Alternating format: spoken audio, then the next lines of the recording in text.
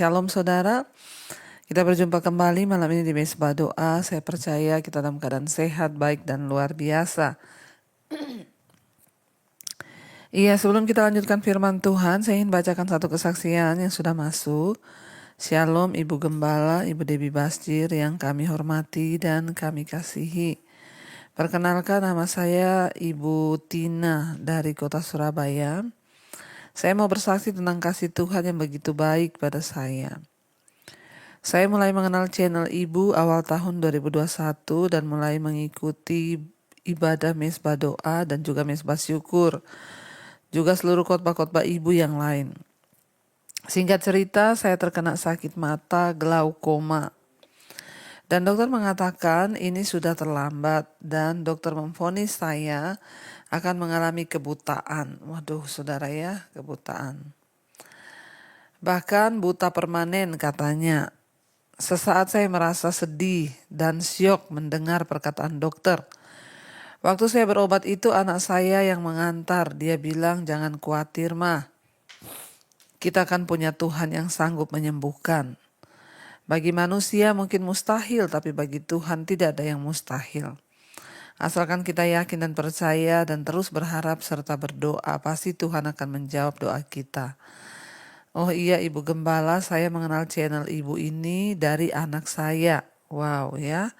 Dan menyuruh saya untuk selalu mengikuti ibadah Mesbah Doa. Puji Tuhan ya.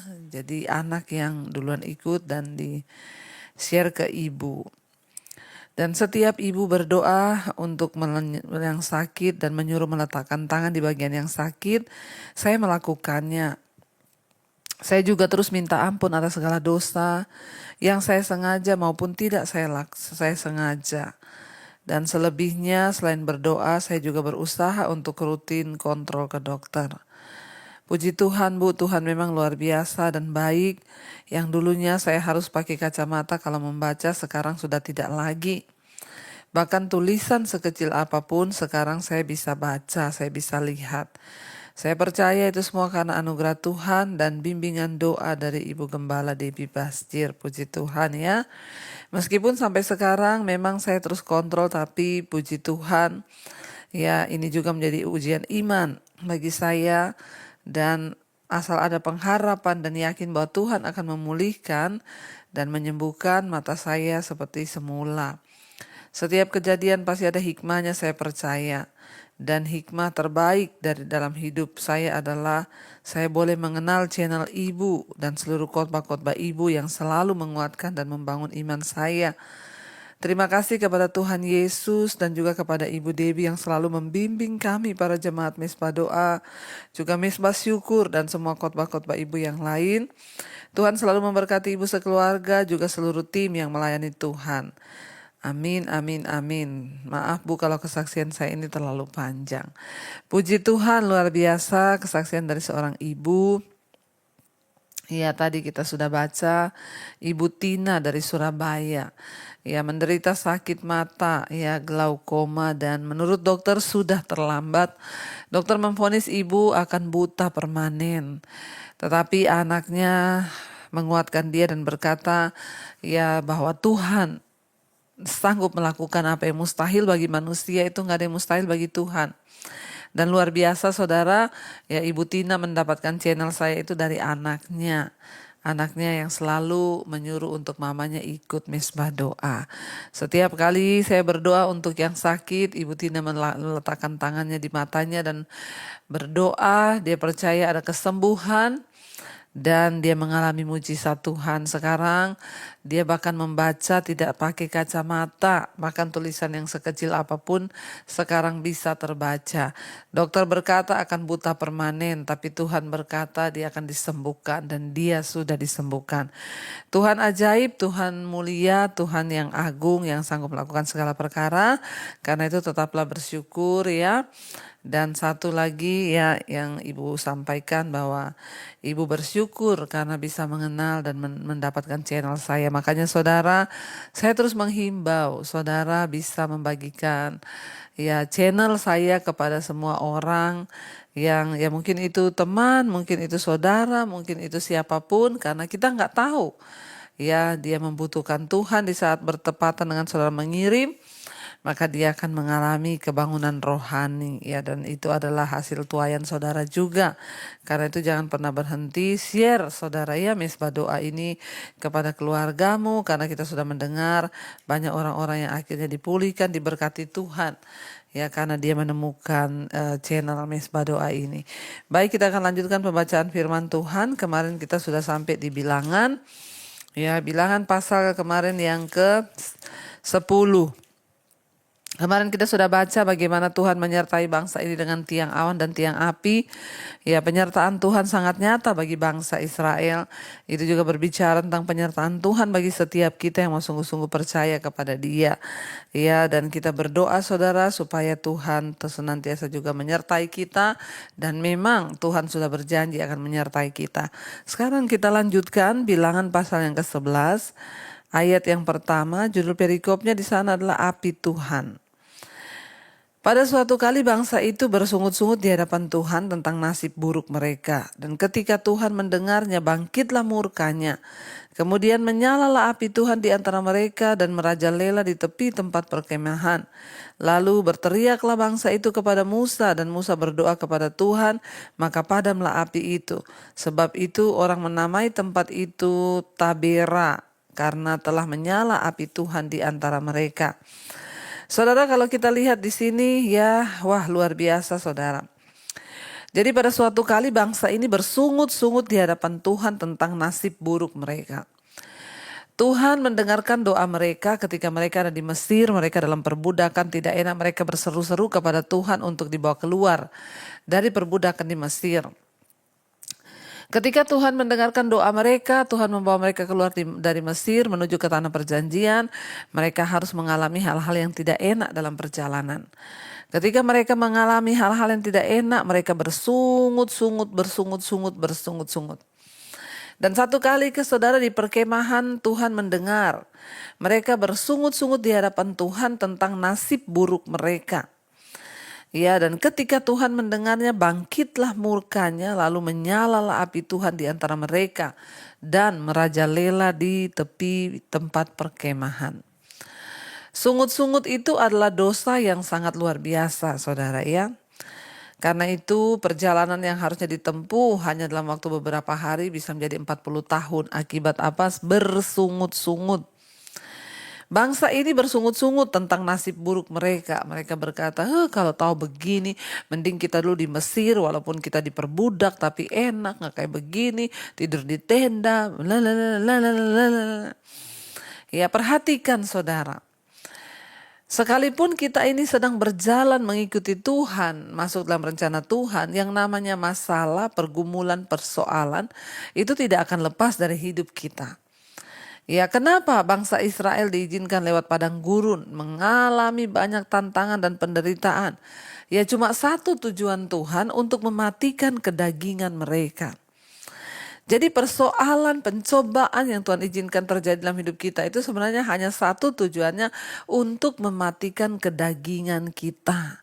Untuk mematikan ego kita, kesombongan kita. Makanya jangan pernah bersungut-sungut.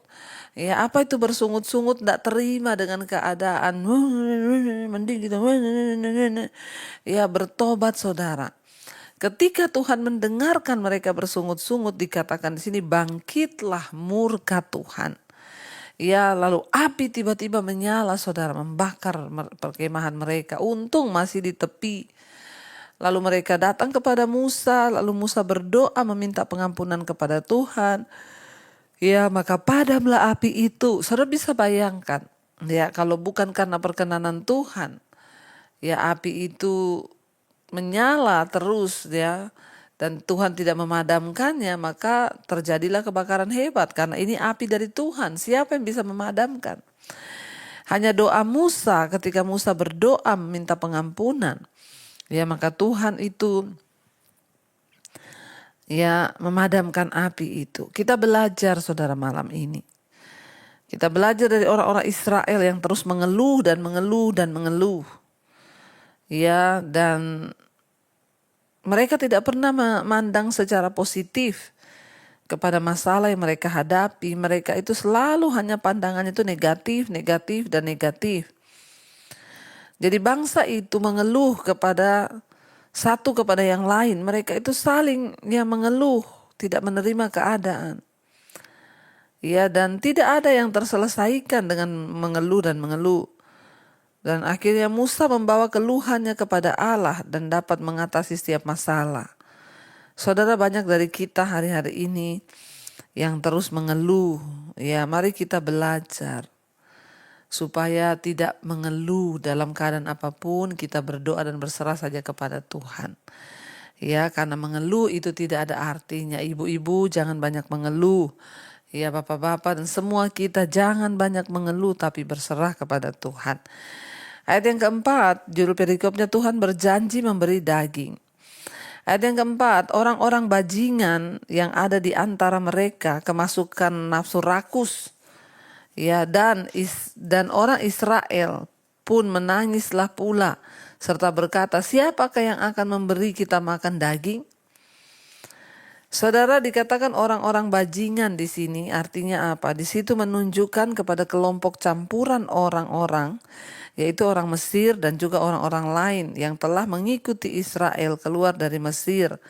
Tapi ya kelakuannya saudara ya seperti itu. Makanya dikatakan nih ya orang-orang bajingan ini dikatakan.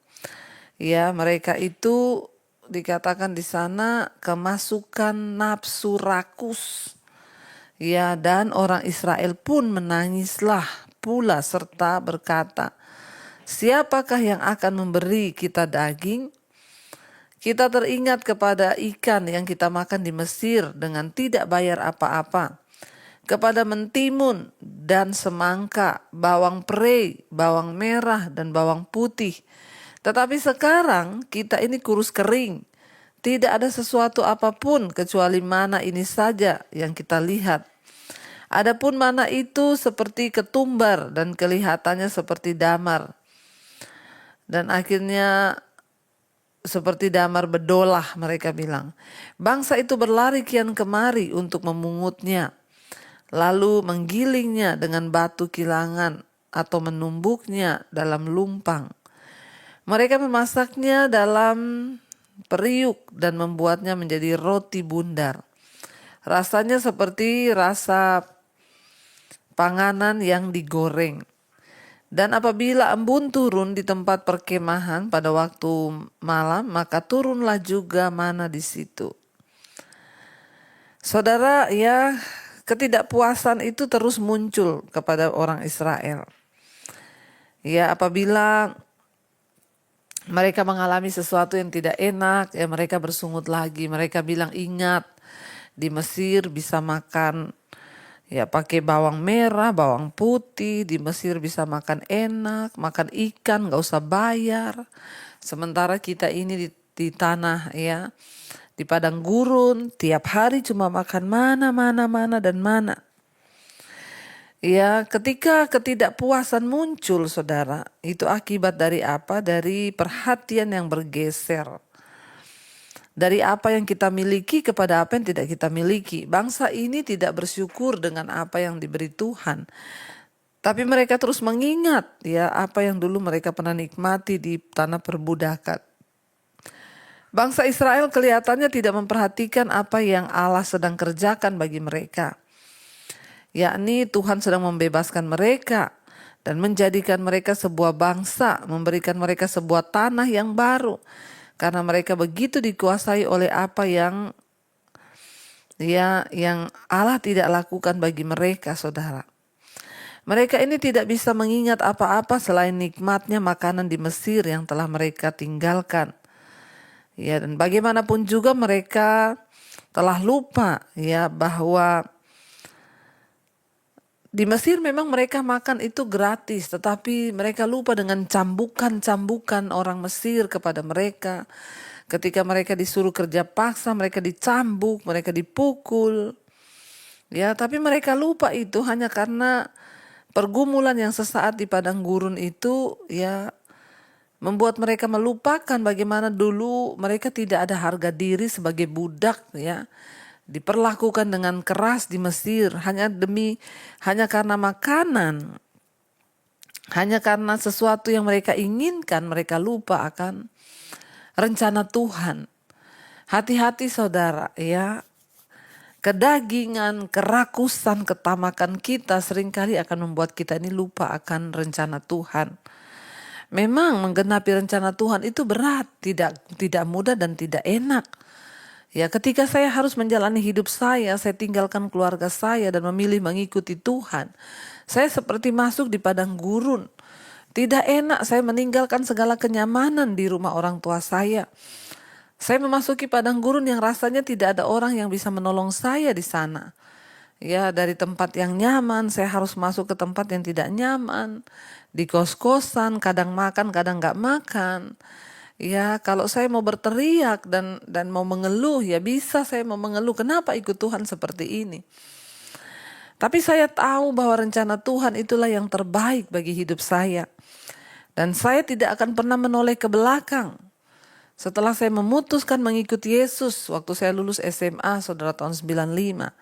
Ya, saat itu juga saya tinggalkan semua kenyamanan, masuk di padang gurun. Karena saya tahu, ya kenapa Tuhan izinkan kita masuk di padang gurun? Supaya kedagingan kita ini dihilangkan. Memang berat, daging itu berteriak saudara, pengen kembali kepada hal yang enak. Tetapi iman kepada Tuhan dan rencana Tuhan atas hidup kita itulah yang terpenting. Bukan hanya kenikmatan sesaat seperti bangsa Israel hanya ingat-ingat daging. Ya, sehingga mereka lupa bahwa dulu mereka hidup dalam perbudakan. Kita ini semua hidup dalam perbudakan dosa. Saya tidak akan pernah memilih kembali. Kenapa? Karena hidup saya yang lalu itu saya diperbudak oleh dosa, saudara. Saya bersyukur Tuhan pilih saya, sekalipun berat saya harus jalani. Puluhan tahun saya berjalan di padang gurun. Tetapi hari-hari ini saya mau bersaksi kepada saudara. Saya mengalami yang namanya tanah perjanjian yang Tuhan berikan itu kepada kita. Ya, jangan biarkan saudara hanya karena hasrat kita, hanya keinginan kita yang begitu menyita perhatian kita sehingga kita lupa akan rencana Tuhan yang besar ya dalam hidup kita. Bangsa ini begitu terikat kepada kedagingan saudara. Sehingga mereka lupa bagaimana cara Tuhan membebaskan mereka. Mereka lupa dengan pemberian-pemberian Allah dalam kehidupan mereka. Mereka lupa dengan mana yang Tuhan berikan, kesehatan. Ya, bahkan Tuhan melindungi mereka dengan tiang awan dan tiang api. Ya, seberat apapun perjalanan kita hari-hari ini, mari pastikan bahwa penyertaan Tuhan itu terpenting dalam hidup kita, saudara. Ya, lalu dikatakan di sana, ya, mereka marah-marah, saudara. Ya, ketika Musa, ayat yang ke-10, ketika Musa mendengar bangsa itu, yaitu orang-orang dari setiap kaum, menangis di depan pintu kemahnya, bangkitlah murka. Ya, murka Tuhan dengan sangat, dan hal itu dipandang jahat oleh Musa. Lalu berkatalah Musa kepada Tuhan, mengapa kau perlakukan hambamu ini dengan buruk? Dan mengapa aku tidak mendapat kasih karunia di matamu, sehingga engkau membebankan kepadaku tanggung jawab atas seluruh bangsa ini? Akukah yang mengandung seluruh bangsa ini, atau akukah yang melahirkannya? Sehingga engkau berkata kepadaku, ya, pangkulah dia seperti pak pengasuh memangku anak yang menyusu, berjalan ke tanah yang kau injakkan dengan bersumpah kepada nenek moyang. Saudara, kita melihat di sini ya Musa itu sampai ya stres, saudara. Melihat bangsa ini terus ya bersungut, mempersalahkan Musa, ingin kembali ke Mesir. Ya, Musa itu juga stres, lalu melihat murka Tuhan. Rasanya Musa juga berada dalam ya dua. Ya, dia melihat salah satu pihak itu bangsa Israel, di satu pihak itu Tuhan.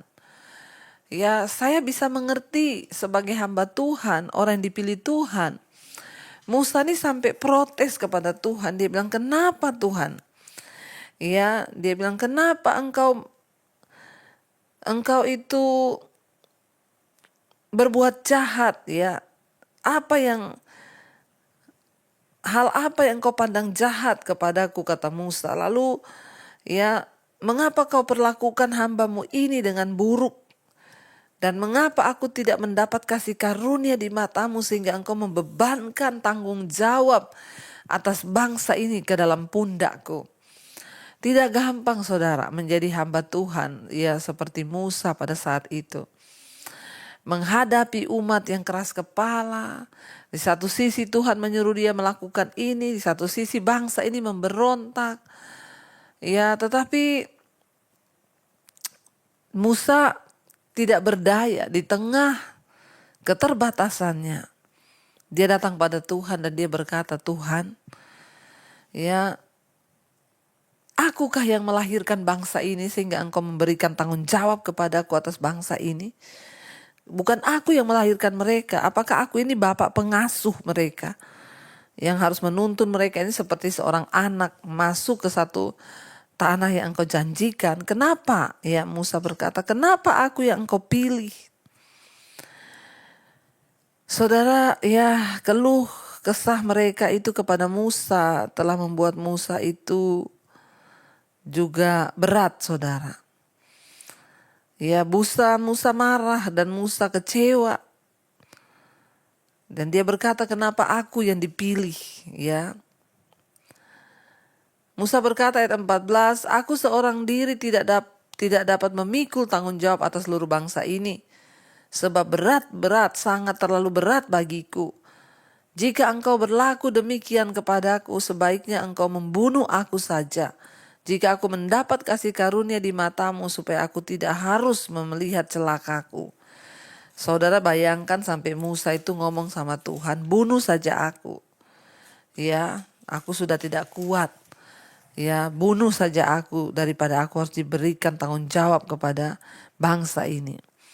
Ayat 16, lalu berfirmanlah Tuhan kepada Musa, kumpulkanlah di hadapanku dari antara para tua-tua Israel 70 orang.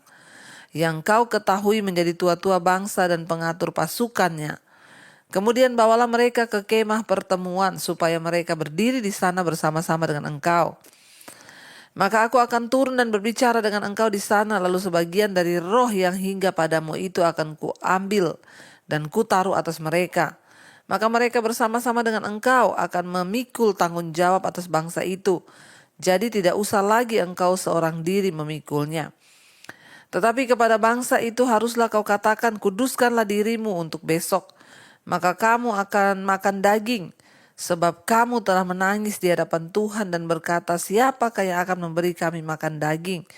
Begitu baik keadaan kita di Mesir, bukan? Tuhan akan memberi kamu daging untuk dimakan.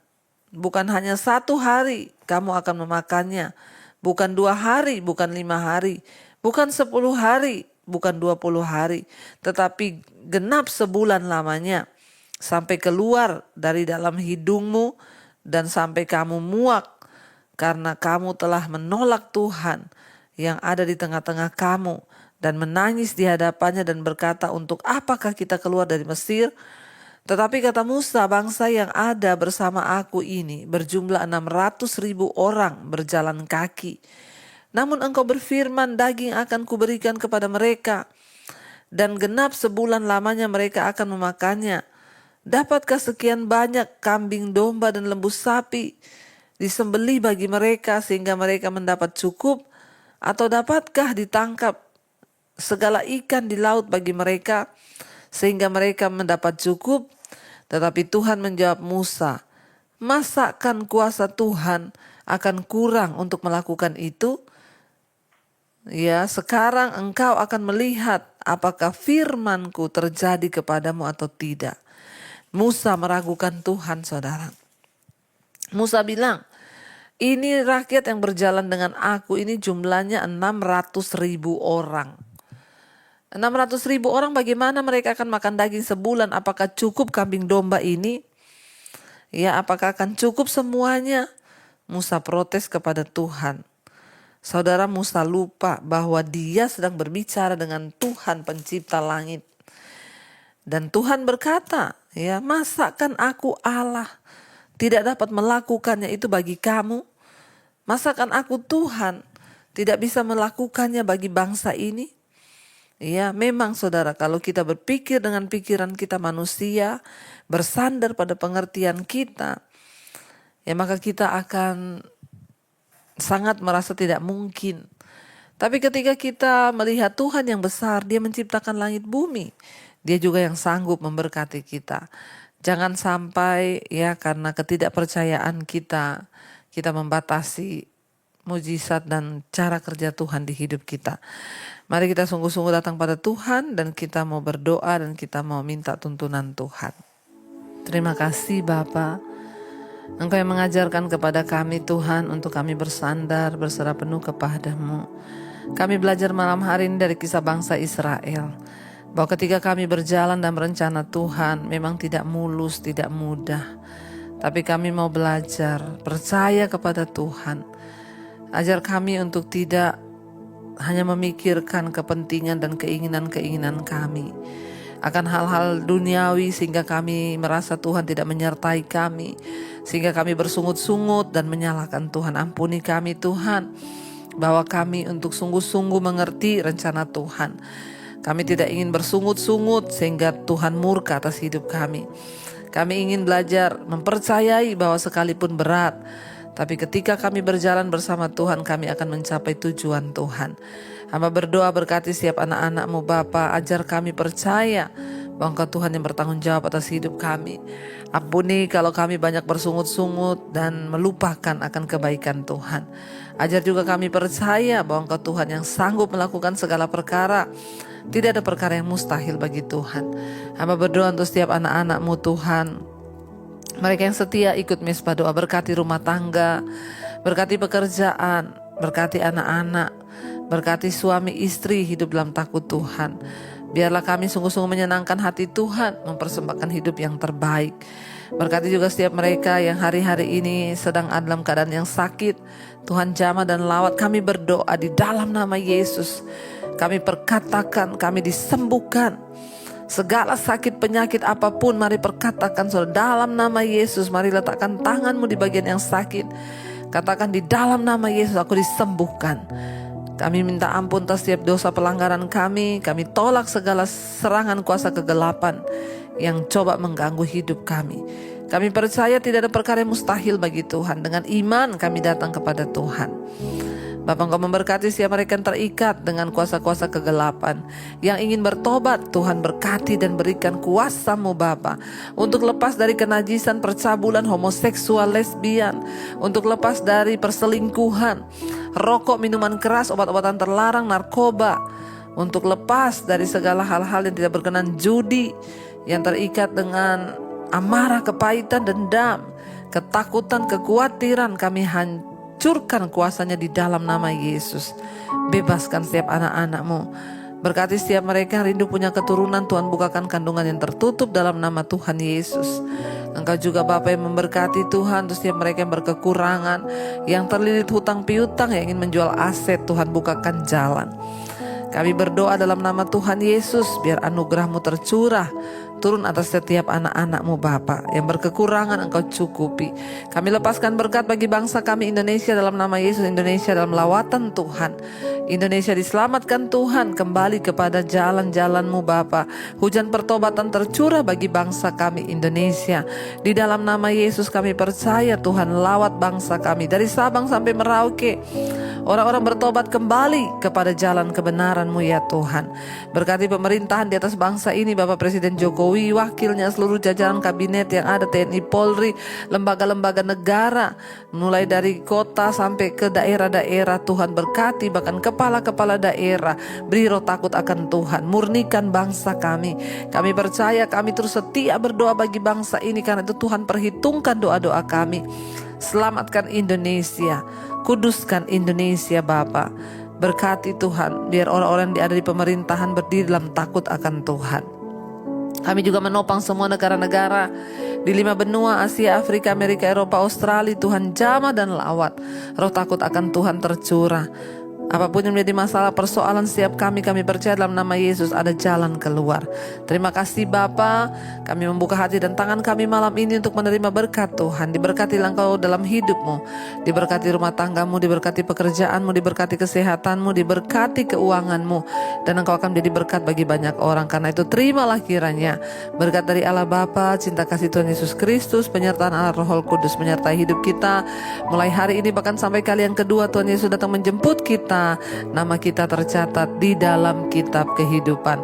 Dalam nama Tuhan Yesus yang percaya diberkati Tuhan, katakan bersama, amin, amin, amin. And there I find you in the mystery.